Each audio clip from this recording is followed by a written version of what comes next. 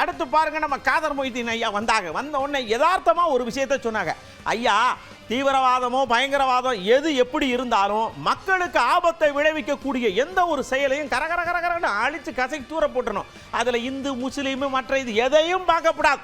அழிக்கிறதுனா சரட்டுன்னு அழிச்சிடணும்னு உறுதிபட சொல்லியிருக்கார். இந்த இந்து மதத்தில் அல்லது கிறிஸ்தவ மதத்தில் அல்ல எந்த மதத்திலேயாவது மனிதனை அடித்து கொல்லணும்னு இருக்கா அப்படின்னா எந்த மதத்திலும் இல்லை. அது மாதிரி தான் இஸ்லாத்திலையும் இல்லை.